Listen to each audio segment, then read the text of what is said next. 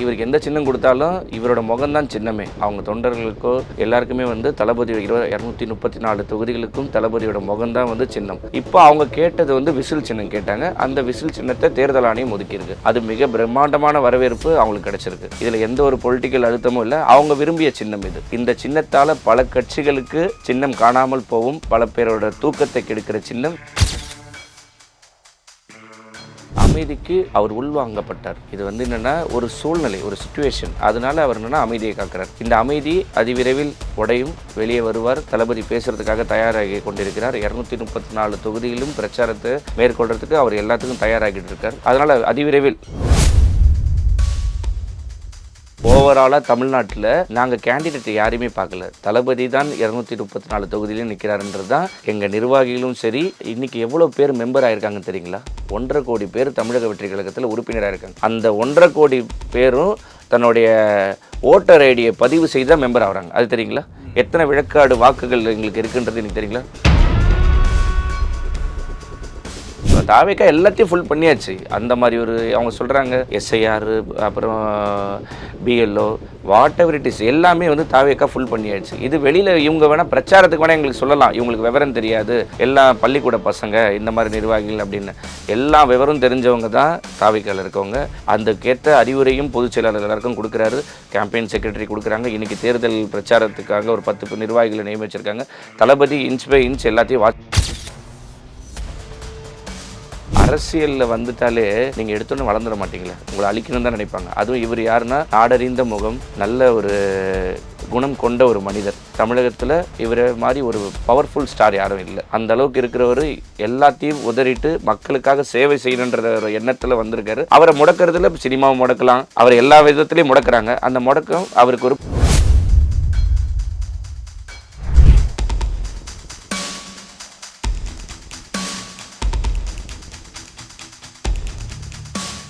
ரியலோ நேர்களுக்கு வணக்கம். இன்று நம்மளுடைய நேர்காணலுக்கு வழக்கறிஞர் திரு ராஜேஷ் அவர்கள் நினைச்சிருக்காங்க. சார் வணக்கம். வணக்கம். தற்பொழுது தாவேக்காவிற்கு விசில் சின்னம் கொடுத்துருக்காங்க. இப்போ இந்த விஷயத்தை பொறுத்த வரைக்கும் இன்னைக்கு மோடி அவர்கள் வர்றாங்க. நார்மலாகவே சமீப நாட்களாக தாவேக்காங்கிற ஒரு கட்சியும் விஜய் என்ற தனிப்பட்ட நபரும் பல பிரச்சனைக்கு ஆளாக்கிட்டு வர்றாங்க அப்படிங்கிற மாதிரி எப்படி வேணாலும் வச்சுக்கலாமே. இப்போ அந்த கரூர் இன்சிடென்ட்டுக்கு அப்புறம் இந்த 4 மாதங்கள் கிட்ட ஆக போது ரொம்ப டஃப்பாக தான் போயிட்டுருக்கு தனிப்பட்ட கட்சி அப்படிங்கிற முறையில். தற்பொழுது இந்த சின்னம் கிடைச்சிருக்கு அப்படிங்கிறதுனால வழக்கமாக இவங்க கேட்டது கிடைக்குது அப்படின்னா ஒரு இணக்கமான ஒரு உறவை தேர்தல் ஆணையத்தின் கூடயோ இல்லை ஆளும் கட்சியினருடையோ, அதாவது ஸ்டேட்டாக இருக்கட்டும் சென்ட்ரலாக இருக்கட்டும், எப்படி வேணாலும் வச்சுக்கலாம், ஒரு உறவை மெயின்டைன் பண்ணியிருந்தால் தான் கேட்ட சின்னம் கிடைக்கும் அப்படிங்கிற பார்வையில் பார்க்கப்படுது.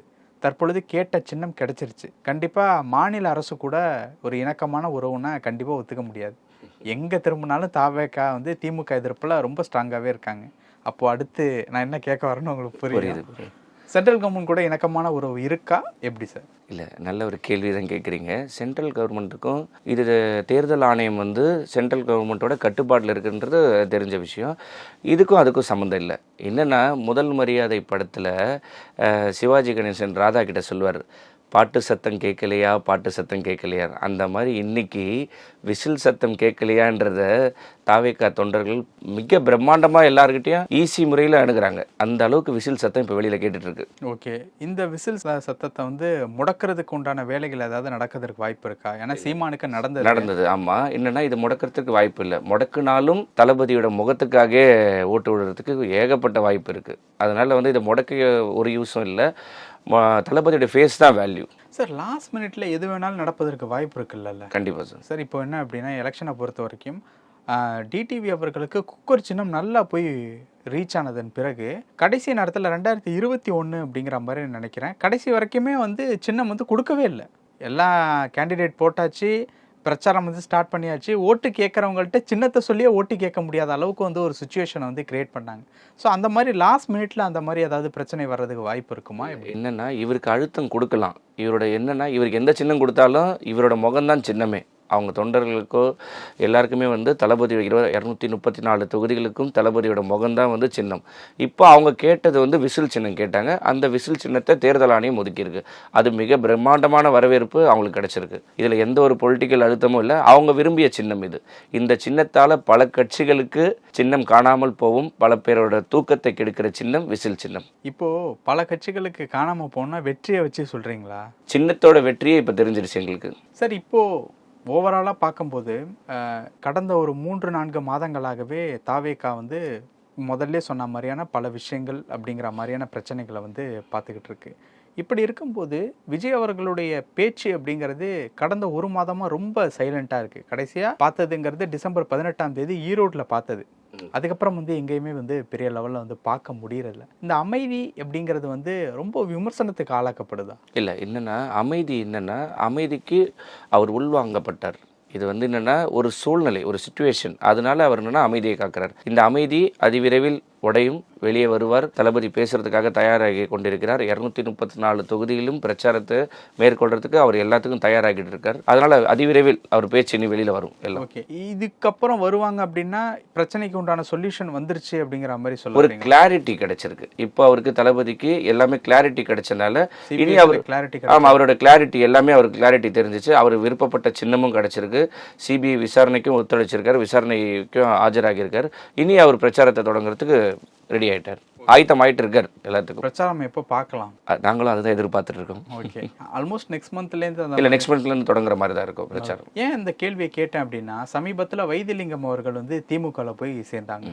இந்த பக்கம் பார்த்தீங்கன்னா என்டிஏ கூட்டணியில் தினகரன் அவர்கள் கன்ஃபர்மேஷன் கொடுத்துட்டாங்க. நான் விட்டு கொடுப்போன்னு கெட்டு போவதில்லை, எடப்பாடி அவர்கள் முதலமைச்சராக இருந்தாலும் பரவாயில்ல அப்படின்ட்டு வந்து சொல்லி.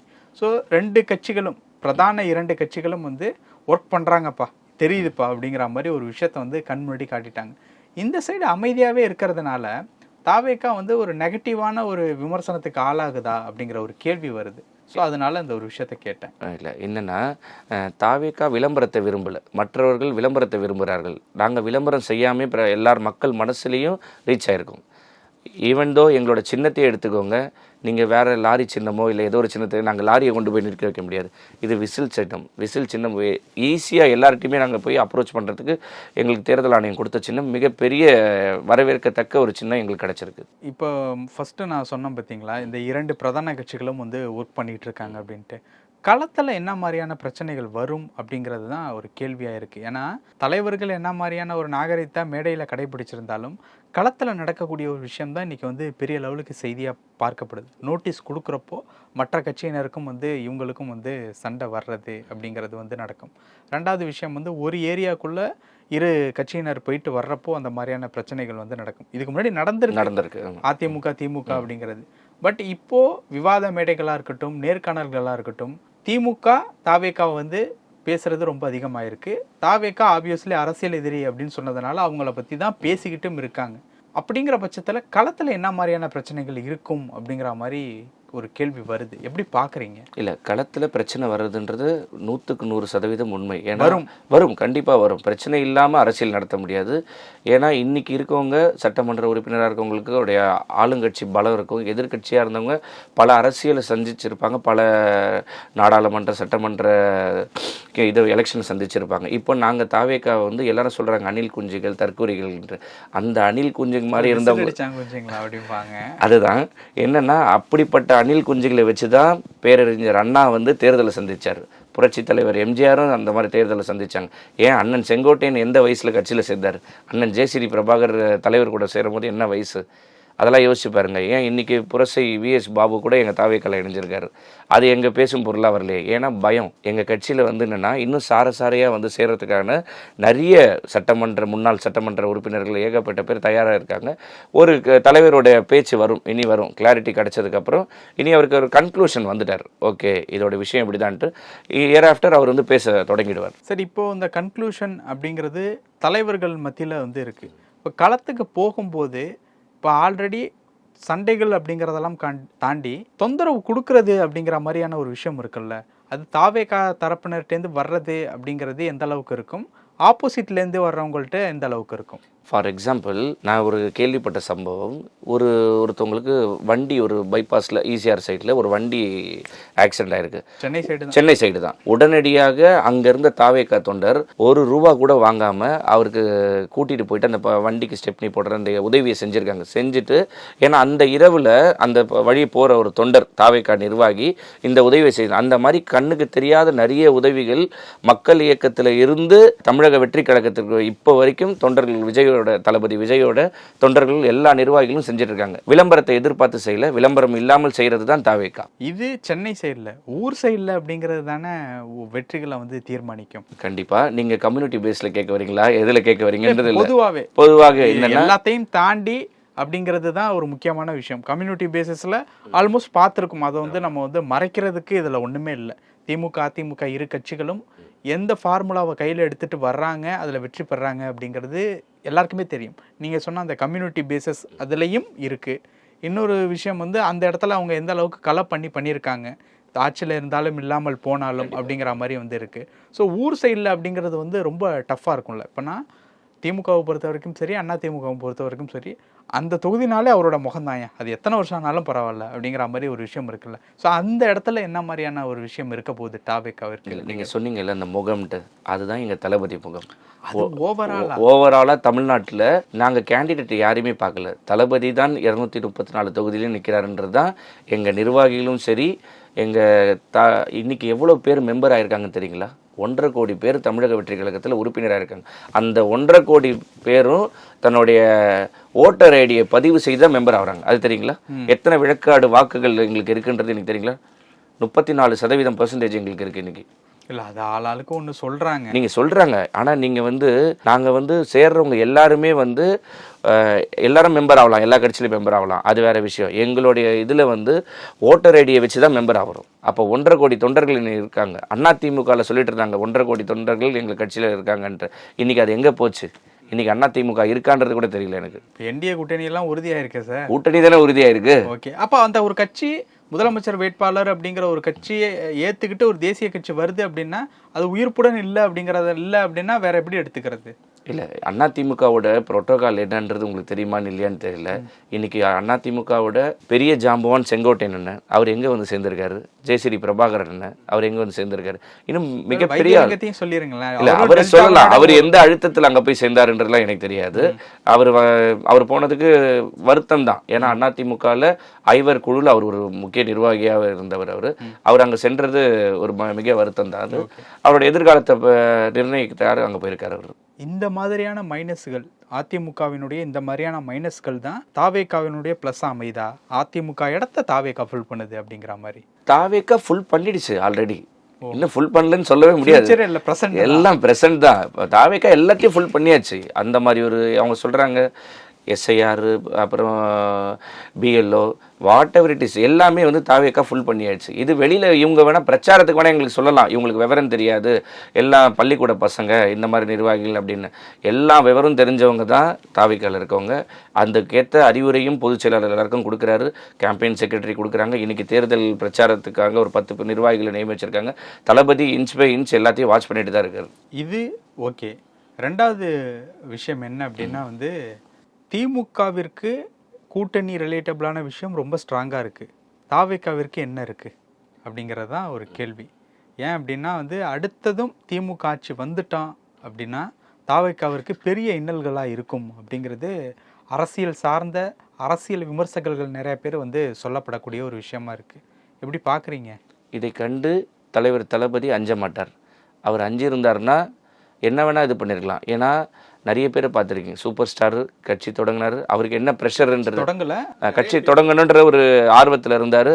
அவரால் ஒன்றும் பேலன்ஸ் பண்ண முடியல. இன்னைக்கு எல்லாத்தையுமே சமாளிக்கிறதுக்கு துணிஞ்சு இறங்கி மக்களுக்கு சேவை செய்யணுன்ற ஒரு எண்ணத்தோட தலைவர் தளபதி விஜய் வந்திருக்காரு களத்தில். இதை மக்களும் விரும்புகிறாங்க. அவரை ஒரு புதிய மாற்றம் வேணும் வந்துட்டா அழிப்பதற்கு உண்டான வாய்ப்புகள் நிறைய இருக்கு அப்படிங்கிறதான நிறைய பேர் சொல்லப்படக்கூடிய ஒரு விஷயம். என்னன்னா அரசியலில் வந்துட்டாலே நீங்கள் எடுத்தோன்னு வளர்ந்துட மாட்டீங்களே, உங்களை அழிக்கணும்னு தான் நினைப்பாங்க. அதுவும் இவர் யாருன்னா நாடறிந்த முகம், நல்ல ஒரு குணம் கொண்ட ஒரு மனிதர். தமிழகத்தில் இவரை மாதிரி ஒரு பவர்ஃபுல் ஸ்டார் யாரும் இல்லை. அந்த அளவுக்கு இருக்கிறவர் எல்லாத்தையும் உதறிட்டு மக்களுக்காக சேவை செய்யணுன்ற ஒரு எண்ணத்தில் வந்திருக்காரு. அவரை முடக்கிறதுல சினிமாவை முடக்கலாம், அவர் எல்லா விதத்துலையும் முடக்குறாங்க. அந்த முடக்கம் அவருக்கு ஒரு ப்ளஸ் பாயிண்ட். நீங்கள் விசில் அடிப்பீங்களா? விசில் அடிக்க கற்றுக்கிறேன் இன்னைக்கு. எங்களுக்கு சின்னம் கொடுத்துட்டாங்கல்ல. ஓகே. இல்லை நார்மலாக அடிப்பீங்களா அப்படிங்கிற மாதிரி கேட்குறேன். நான் அடிக்க மாட்டேன், இல்லைன்னா அடிச்சு காமிச்சிருப்பேன். Okay okay. தொடர்ச்சியாக பல விஷயங்கள் பேசணும். உங்கள் நேரத்துக்கு ரொம்ப நன்றி. நன்றி.